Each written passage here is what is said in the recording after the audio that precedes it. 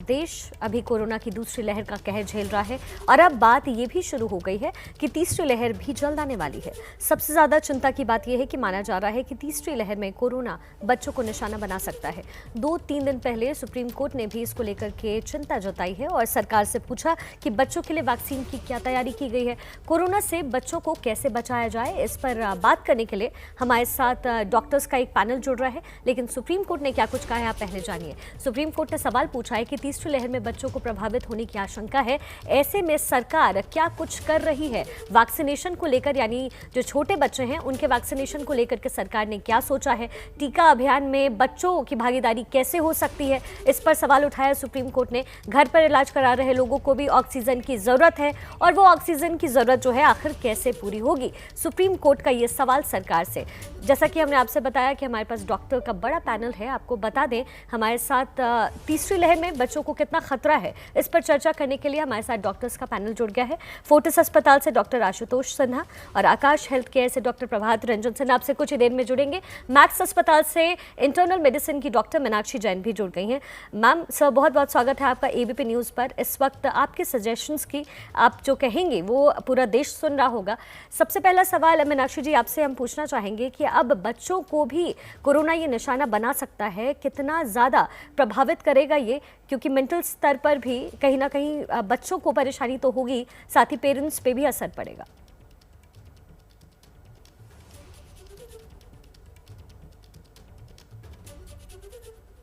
मीनाक्षी जी, अब तक मेरी आवाज पहुंच रही है?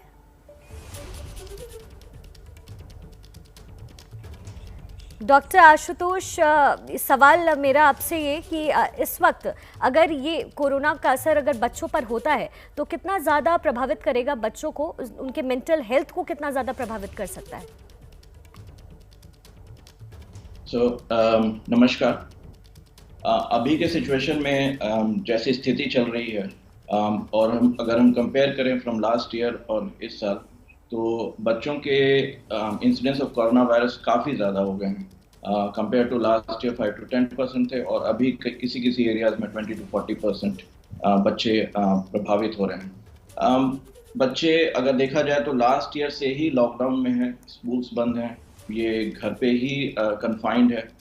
ये बच्चे जो होते हैं इनमें इतनी ज़्यादा एनर्जी होती है, लेकिन उस एनर्जी को वो यूटिलाइज नहीं कर पा रहे हैं। They are getting addicted to, वो अपने लैपटॉप्स, मोबाइल्स, गेम्स, इन पे ही ज़्यादा चल रही है, इनकी एनर्जी कहीं और यूज़ नहीं हो पा रही है, जिसके कारण कहीं ना कहीं जो हम लोग देख रहे हैं अपने ओपीडी कंसल्टेशंस में, वीडियो कंसल्टेशंस में हम देख रहे हैं कि बच्चे, जब आप वीडियो कंसल्टेशन कर रहे हो तो बच्चे कॉन्स्टेंटली अपने मोबाइल में ही अंदर रहते हैं। तो कहीं ना कहीं ये मानसिक असर जो है वो बच्चों में दिख रहा है। वो काफ़ी इरिटेबल हो रहे हैं, काफ़ी जैसे फॉर एग्जांपल अगर उनसे मोबाइल्स ले ली जाए तो विड्रॉल टाइप के सिम्टम्स हो रहे हैं, बहुत एग्रेशन दिख रहे हैं। तो ये सारे सिम्टम्स जो हैं वो साइड इफ़ेक्ट्स ऑफ कोविड हैं, जो बच्चों में मेंटल इश्यूज़ पैदा करने वाले हैं। और इनफैक्ट इसके लिए हमें भी थोड़ा केयरफुल रहना होगा और सावधान रहना होगा। आपको बता दें आकाश हेल्थ केयर से डॉक्टर प्रभात रंजन सिन्हा भी इस वक्त हमारे साथ जुड़ गए हैं। डॉक्टर, बहुत बहुत स्वागत है आपका। प्रभात जी, आपसे सवाल मेरा यही कि इम्यूनिटी चूँकि बच्चों के अंदर बहुत अच्छी नहीं होती है, हालांकि बीमारी से बहुत जल्दी वो उबर भी जाते हैं, ऐसे में बच्चों की इम्यूनिटी को कैसे मजबूत किया जाए, क्योंकि अगर तीसरी लहर में टाइम है तो इम्यूनिटी बढ़ाने का वक्त भी बहुत ज़्यादा नहीं है बच्चों के पास। नमस्कार सभी दर्शकों को। जहाँ तक इस लहर में देखने को मिला है, दूसरे फर्स्ट वेव के कंपैरिजन में सेकेंड स्टेज में काफ़ी सारे केसेस बच्चों में देखने को आए हैं। जहाँ तक वायरस के अंदर नए नए म्यूटेशन होने के बाद से इसकी विरुलेंस पावर बढ़ती जा रही है। फर्स्ट स्टेज में इसी का परिणाम था कि बच्चों में कम देखने को मिले केसेस। इस लहर में, इस वेव में बच्चों के अंदर इन्फेक्शन के केसेस काफ़ी ज़्यादा हैं। जहाँ तक रही बच्चों के अंदर स्पेसिफिकली इम्यूनिटी बढ़ाने की बात, हम बच्चों को बाकी सारी सावधानियाँ जैसे कि सोशल डिस्टेंसिंग और बैलेंस डाइट, प्रोटेक्शन, ये सब चीज़ें हमें करनी पड़ेगी इनके लिए। और जहाँ तक रही अभी तक स्पेसिफिक इम्यूनिटी लाइक वैक्सीन की, अभी तक वैक्सीन बच्चों में अप्रूव नहीं की गई है। अभी कुछ दिन पहले की बात है, कनाडा ने फाइजर की वैक्सीन बच्चों में 12 to 15 ईयर एज ग्रुप में अप्रूव किया है। जी।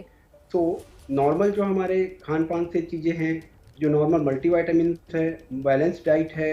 बच्चों में सबसे ज़्यादा अभी ये देखने को मिल रहा है कि उन लोगों को खेलने के लिए बाहर जाने को नहीं मिल रहा, घर पे रहना, ये सब चीज़ें और हमारे लिए एक इम्यूनिटी को कम करने में एक बहुत बड़ा फैक्टर है।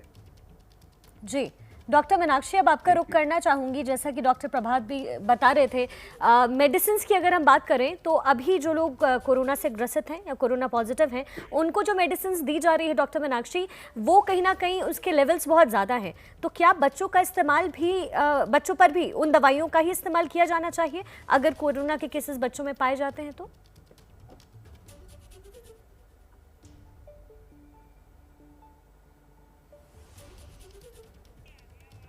डॉक्टर मीनाक्षी, आप तक मेरी आवाज पहुंच रही है क्या?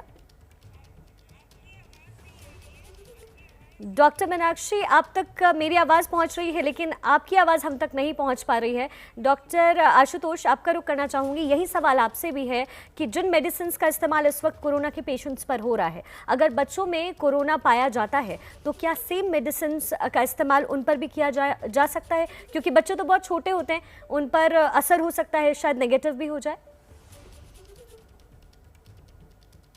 या सेकेंड वेव में जो हमने देखा है कि कोविड के केसेस बच्चों में काफ़ी ज़्यादा बढ़े हैं, काफ़ी मात्रा में बच्चे पॉजिटिव हो रहे हैं।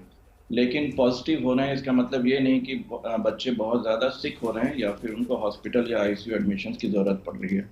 वो फ्रैक्शन ऑफ चिल्ड्रन है जिनको हॉस्पिटल एडमिशन्स की ज़रूरत पड़ रही है।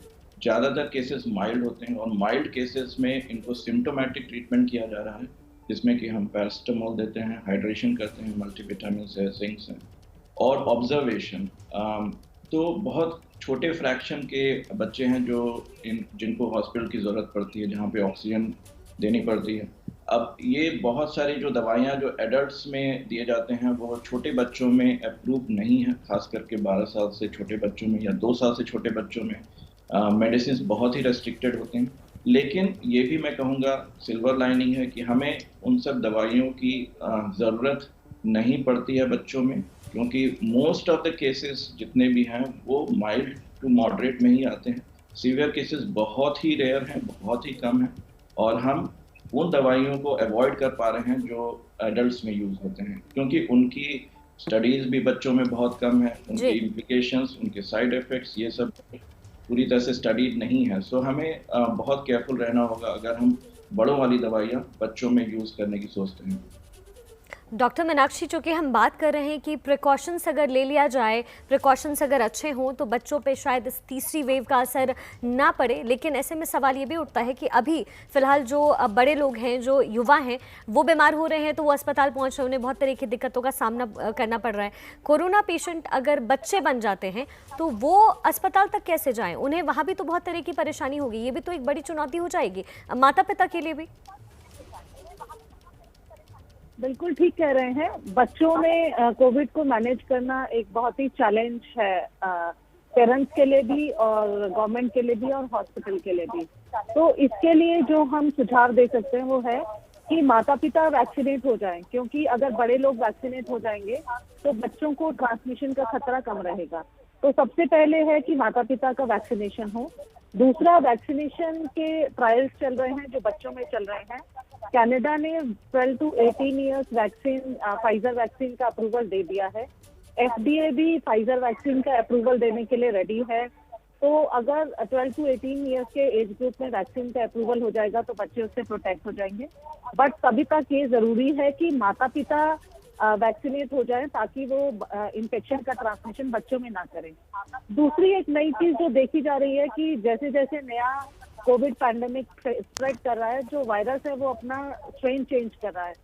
अभी जो नया डबल म्यूटेंट वायरस स्प्रेड कर रहा है उससे जो इलनेस की ड्यूरेशन हो रही है वो बहुत शॉर्ट हो रही है।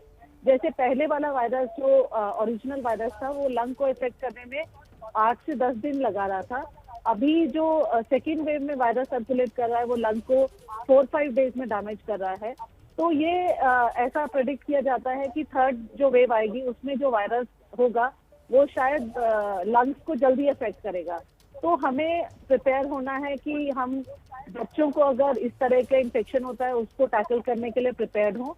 हमारे पास पीडियाट्रिक्स इंटेंसिव केयर यूनिट हो, हमारे पास पीडियाट्रिक मेडिकेशंस हो और हम बच्चों को ओवर क्राउडिंग से, स्कूलिंग से जी और मेजर मैरिजेस, पार्टीज, इन सब से दूर रखें जब तक कि ये वैक्सीन जो है बच्चों के लिए अप्रूव नहीं होती है।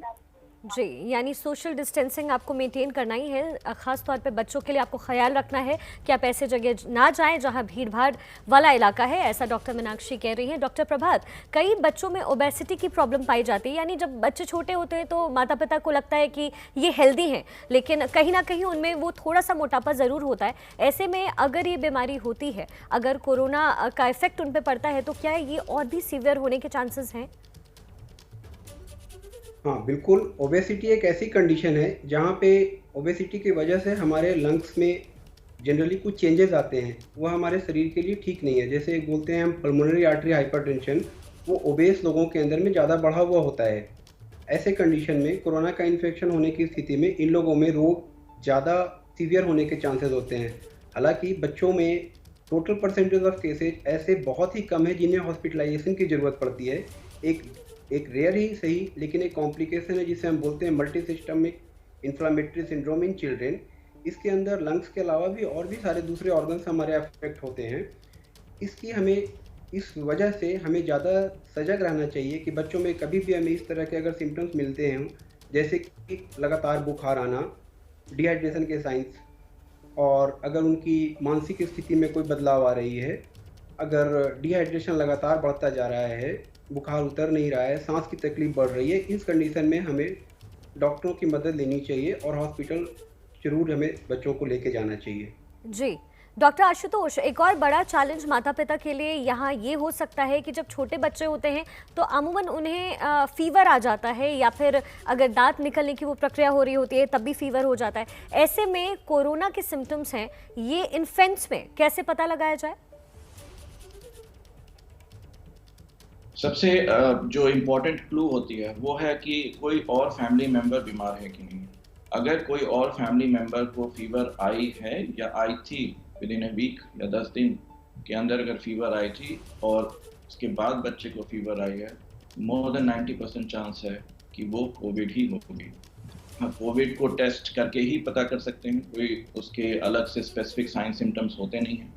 छोटे बच्चों में फीवर के अलावा जो आजकल काफ़ी हम लोग देखने में आ रहे हैं वो है कि उनको लूज मोशंस होते हैं, पेट में दर्द हो सकती है, हो सकता है आँखों में रेडनेस हो जाए, आँखों में आँखें लाल हो जाएं, या गले में भी सूजन हो सकती है। खांसी और loss of smells, loss of taste जो है वो सभी बच्चों में नहीं मिलती है।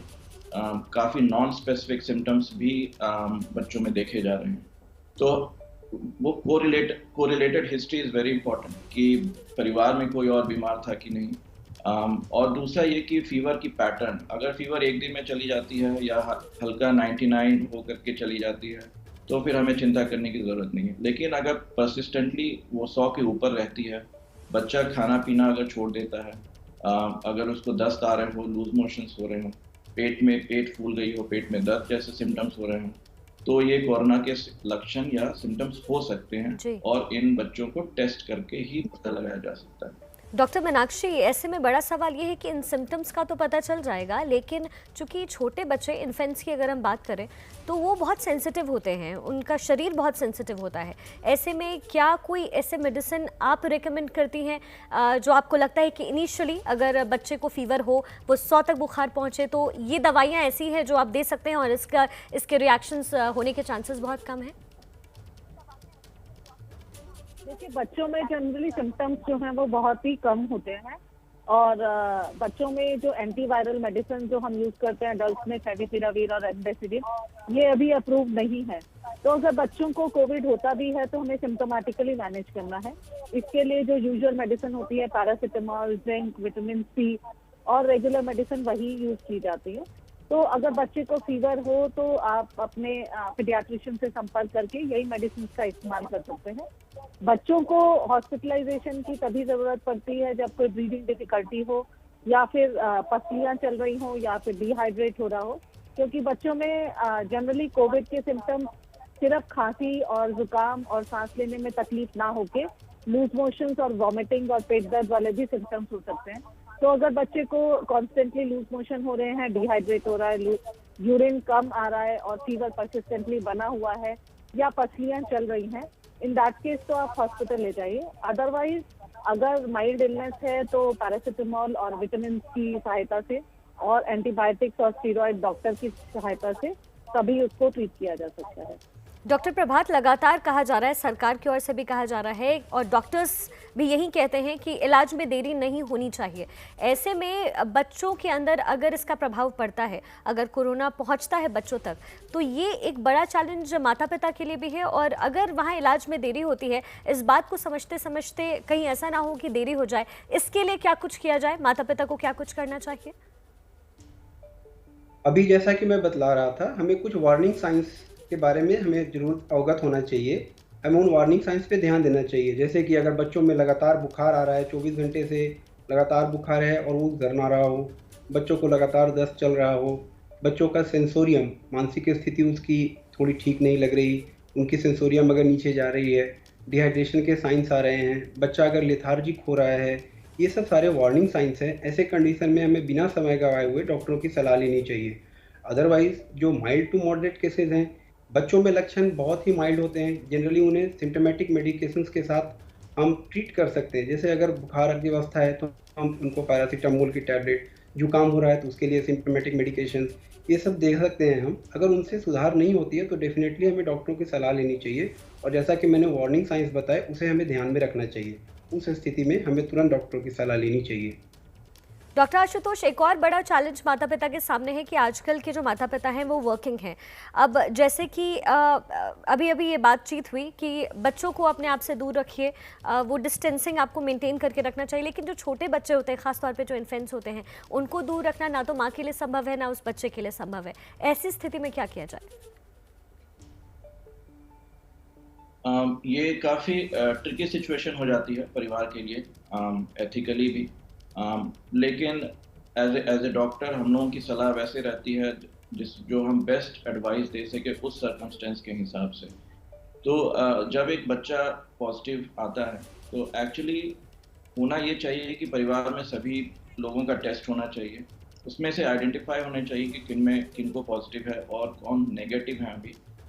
तो मदर्स, जैसे बच्चा अगर दूध पीता हुआ बच्चा है जो माँ के दूध पे ही निर्भर है, तो अभी रिकमेंडेशन और गाइडलाइंस के हिसाब से माँ के दूध को मना नहीं किया गया है। माँ का दूध अभी भी सर्वोत्तम है, वो कोविड से लड़ने में बच्चों की हेल्प करता है।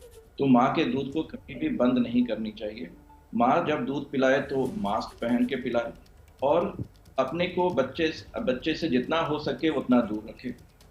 दूध पिलाकर अगर हो सके तो जो घर में नेगेटिव है वो उस बच्चे को केयर करे और जब दूध पीने का टाइम आए तो फिर माँ को दे दे और माँ दूध पिलाकर वापस उस बच्चे को वापस। चूंकि आपने माँ का दूध सर्वोत्तम बताया और सर्वोत्तम माना ही जाता है, ऐसे में डॉक्टर आशुतोष, मैं जरूर जानना चाहूंगी आपसे कि अगर माँ कोरोना पॉजिटिव है और वो बच्चे को दूध का सेवन करवाती है तो क्या यह आशंका और ज्यादा बढ़ जाती है कि बच्चा भी पॉजिटिव हो जाएगा?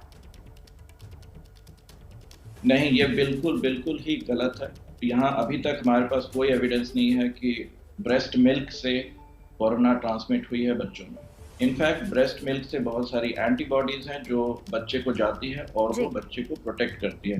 तो बेनिफिट जो ब्रेस्ट मिल्क की है that is far more than the risk involve. Risk यही होती है कि जब माँ बच्चे को सामने ले आकर दूध पिलाती है तो माँ के सांस से कुछ वायरसेस हो सकता है जाए, लेकिन अगर मदर N95 की मास्क पहनकर अगर दूध पिलाए या डबल मास्क पहन के दूध पिलाए, ये रिस्क काफी हद तक कम हो जाती है और बच्चे को हम उस कोविड से बचा सकते हैं। जी डॉक्टर आशुतोष, माँ का दूध कभी भी जी बहुत अहम जानकारी आप दे रहे हैं डॉक्टर आशुतोष, क्योंकि ये संशय मुझे लगता है आधी जनता के अंदर है कि चूंकि बच्चा छोटा है तो ब्रेस्ट फीडिंग कैसे हो और ये कितना सही रहेगा बच्चे के लिए। बहुत बहुत शुक्रिया आप सभी का हमारे साथ जुड़ने के लिए।